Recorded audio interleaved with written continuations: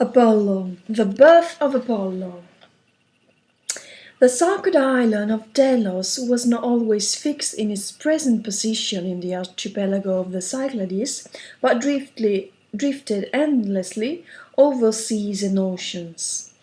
Until one day a goddess set foot upon its shores, fear and anguish written upon her face. Her name was Leto. In her womb she bore two of Zeus' children, Apollo and Artemis. And now she was seeking a place where she could give birth. "O island," cried the goddess, "age-long wanderer upon the waves, give me refuge and let me bear my children on your soil. I have been hunted all over the world by Python, the fearsome monster which jealous Hera sent after me to seek revenge. I have been to Attica and to Thrace, to Lesbos, Chios, everywhere. Nowhere will they let me give birth. They all fear the terrible Python and the wrath of Hera. Receive me now, O island, you who know what endless wandering means, and I promise you that Apollo, the son whom I shall bear, will raise on your soil a splendid temple that will make your name renewed." Hardly had these words passed Leto's lips when a violent and trembling shook of the whole of Delos. Two huge rocks thrust themselves upwards from the sea bed, and the island settled firmly upon them, fixing itself once and for all in the position where it lies today. Thus Delos received Leto.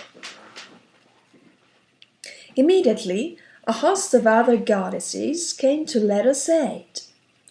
9 whole days and nights she was in labor, and when on the 10th night she finally bore her children, the darkness immediately turned to bright daylight, and the sun appeared in its majesty in the heavens, casting its golden beams upon the island.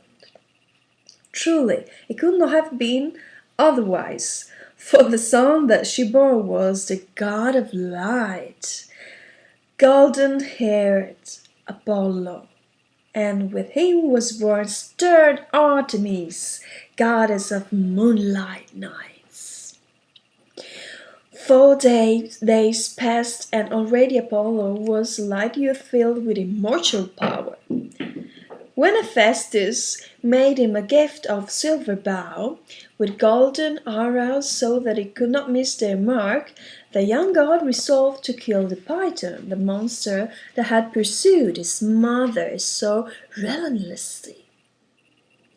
Swift as lightning, Apollo flashed to Parnassus, where the dreadful monster had his lair.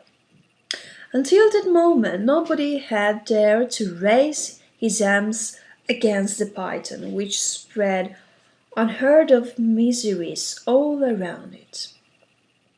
However, it dragged its serpent's body, the earth, and all its fruits decayed, and a full rottenness spread over the land, whilst men died immediately they set eyes upon its awful form. As soon as the fearsome dragon realized that someone had dared to try his strength against it, it came out of its lair and wound its huge length among the rocks, searching out for the enemy. When the monster saw that the being who stood before it was none other than the child of Leto, it went mad with anger, and flecks of foam dripped from its mouth in its fury. Raising itself upon its snaky coils, the Python loomed threateningly over Apollo, drawing his head back for the lunge that would tear the young god into bloody pieces.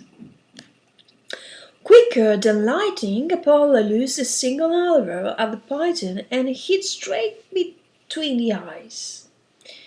A terrifying howl echoed through the mountain gorges as the horrible monster, mortally wounded, beat its writhing scales against the rocky slopes of Mount Parnassus, coiling and then uncoiling to its full length.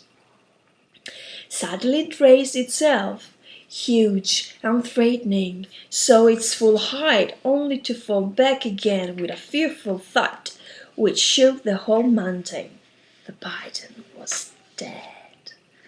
Overjoyed by his great victory, Apollo took his beloved golden lyre and began to sing the paean of victory.